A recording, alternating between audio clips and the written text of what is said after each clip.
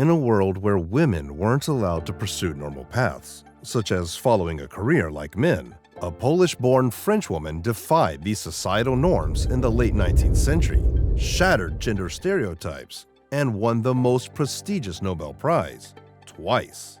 Marie Curie was a pioneer for women in many ways and lived a fascinating life that met an untimely and tragic death because of her passion for science. Even 100 years after her passing, her body is too dangerously radioactive to be kept in a normal coffin. Want to know why? Stay with us till the end as we will explore her extraordinary life achievements and how one of those paved the way for her death. This is the story of Marie Curie. Her extraordinary journey traces back to the heart of Warsaw, Poland, where she was born on November 7, 1867, as Maria Sklodowska. The Sklodowska family faced financial constraints due to many reasons. The lack of money challenged her upbringing, but despite all that, her early fascination with learning flourished. Maria's father, a mathematics and physics instructor, played a pivotal role in fostering her intellectual curiosity from a young age. Maria graduated secondary school at age 16 with a gold medal and took up tutoring to support her family. We are talking about the late 19th century, and back then, women were supposed to take care of the house and children rather than go out and pursue higher education. But Maria had other plans. She participated in the underground Flying University in Warsaw, which was like a secret school when normal education for women was limited. It operated quietly, often changing locations so that they wouldn't get caught.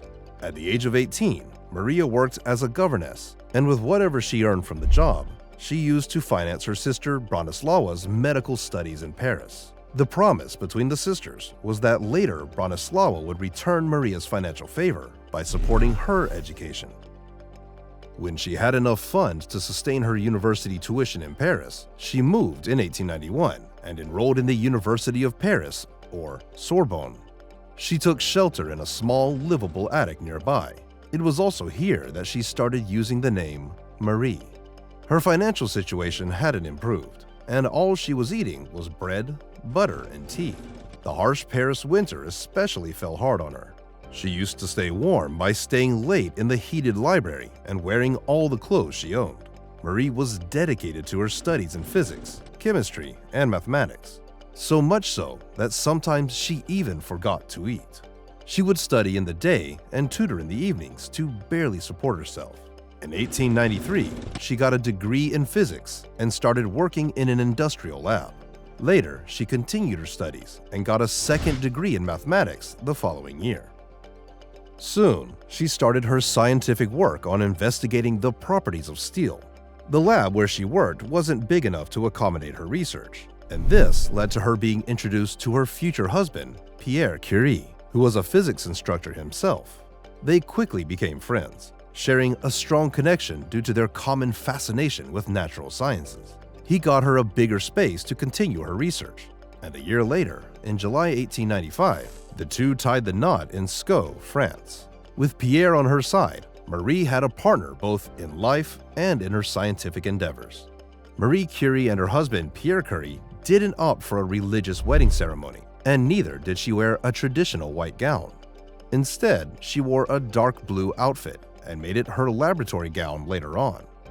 Liking the video so far? Show us by clicking on the like button and pressing the subscribe button because we have a lot more informative videos on our channel. Thank you. Now let's continue. Marie may not have had strong religious beliefs, but she surely had those for her country, Poland. A year before marrying Pierre, she even visited Poland in the hope of securing a place at Krakow University. But sadly, it was still a no for women to go to university in Poland. Pierre convinced her to come back to France and get a PhD.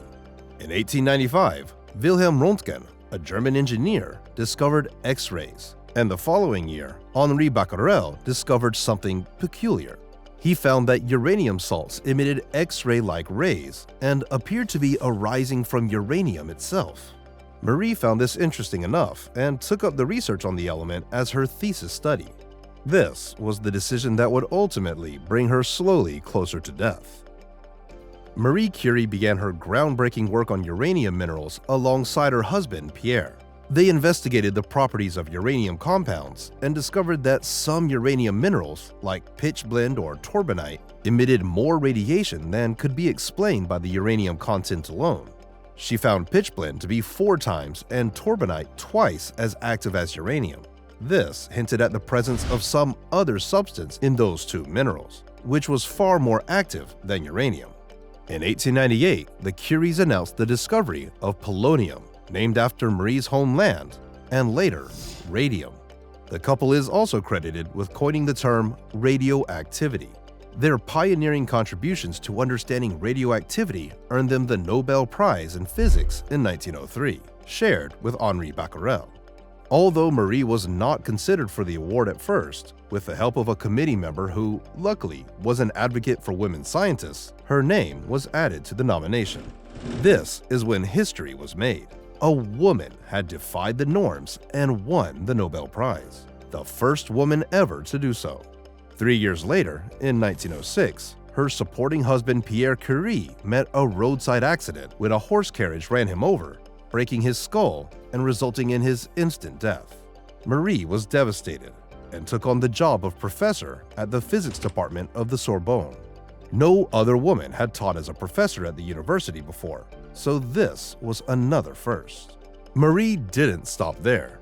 She successfully isolated radium in 1910 and defined a unit for radioactive emissions, Curie, named after her husband and herself. A year later, in 1911, she was honored with a Nobel Prize in Chemistry for the discovery of the elements radium and polonium, making her the first person to win 2 Nobel Prizes in 2 different fields. All this time, the lethal effects of the radioactive exposure weren't known, and she would spend decades handling them, keeping them in her drawer, and sometimes even carrying vials of radioactive materials as close as in her pocket. Her dedication to science and humanity was proven when she helped about 1 million soldiers during World War I. Marie set up dozens of mobile and permanent X-ray stations on battlefields, which became known as Petite Curies, or Little Curies. They were mobile radiography units that provided vital X-ray services for diagnosing fractures and locating bullets in wounded soldiers. This was another instance when she got exposed to X-rays during her war efforts. Her health started deteriorating, and she developed muscle aches, anemia, cataracts, and many more symptoms. Finally, at the age of 66, she died of leukemia caused by constant exposure to radiation, which damaged her bone marrow. Her body was found to be radioactive and was placed inside a coffin lined with 1 inch of lead to contain the radioactivity. In fact, it is estimated that her remains are still radioactive and will remain for a long time to come. How much, you ask? Well, let's say around 1,500 years. Even her research papers are considered too dangerous to examine without wearing protective clothing. Any guest who wishes to view them has to sign a liability waiver because her belongings are contaminated with radium-226, which has a half-life of 1,600 years. But even after that, the radioactive nature won't diminish fully. That's how badly Marie got contaminated with this deadly element. She found her final resting place along with her husband in Paris's Pantheon in 1995, which is an honor typically reserved for notable French figures. Marie Curie was the second woman to receive this honor and the first to earn it through her own achievements. She had a lot of firsts for the female gender, and this made her go down in history as the mother of modern physics. That's it for this video. Tell us what you find most fascinating about her life in the comments. Share it with other curious people you know. If you would like to know more about why Nikola Tesla died poor and abandoned, check out our next video. Thanks for watching, everybody, and we'll see you in the next video.